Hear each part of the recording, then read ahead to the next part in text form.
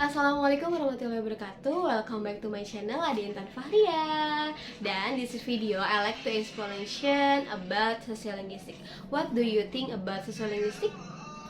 Ya, social linguistic itu adalah study on the relationship between linguist and social atau mungkin adalah studi tentang hubungan antara bahasa dalam bermasyarakat. Yang biasa kita tahu mungkin tata cara menggunakan bahasa sesuai dengan sosial itu sendiri. Misalnya dengan cara mendeskripsikan sesuatu, terus yang kedua dengan memberikan pujian, atau mungkin dengan memberikan sapaan atau salam yang sesuai dengan bahasa mereka itu sendiri. Makanya kita harus belajar sosiolinguistik. Nah, what do you sociolinguistic adalah language preferency ways of saying the same thing. Jadi kita tuh tahu descriptnya, terus paying complimentnya, atau mungkin addressingnya atau greetingnya itu tersendiri.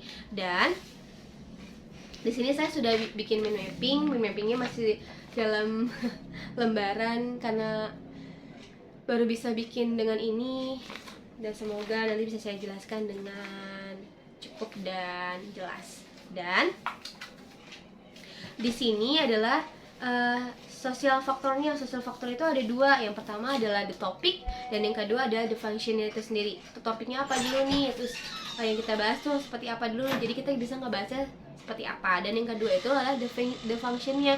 The function itu fungsinya apa nih, kita membahasnya fungsinya seperti apa, jadi kayak gitu.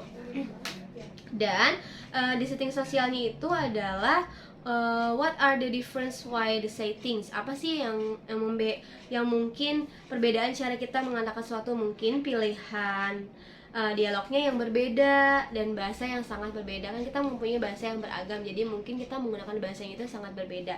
Dan mungkin choice my inflow different dialect on the future the culture different language. Nah, untuk nextnya selanjutnya di sosiolinguistik itu mempunyai 4 faktor. Yang pertama itu adalah gender, yang kedua adalah community, yang ketiga adalah culture, dan yang keempat itu adalah ekonomi.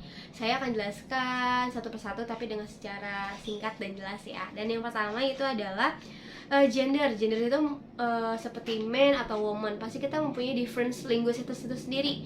Kita mempunyai perbedaan. Kan kalau cowok itu pasti menggunakan bahasa yang lebih tegas, tidak galak tapi lebih tegas. Berbeda dengan wanita. Kalau wanita itu kita menggunakan bahasa yang lebih lemah lembut, lebih sopan santun, atau mungkin lebih lemah lembut lah, namanya juga wanita. Pasti sangat berbeda dengan cara penyampaian dengan pria. Nah, dan untuk yang kedua itu adalah community. Community adalah sebuah komunitas yang di situ ada orang-orang yang berada dalam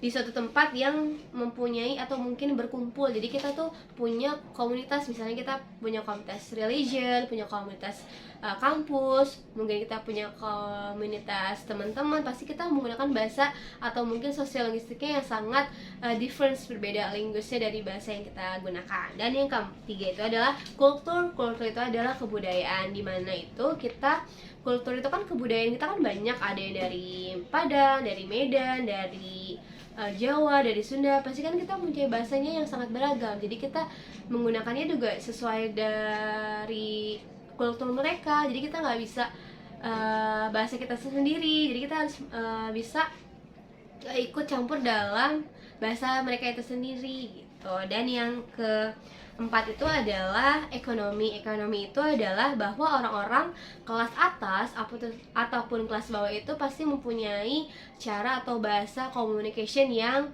berbeda, difference language-nya dari kita. Misalnya kita ada di kelas atas, pasti kita menggunakan bahasanya sesuai dengan kelas atas, sesuai dengan yang berpendidikan.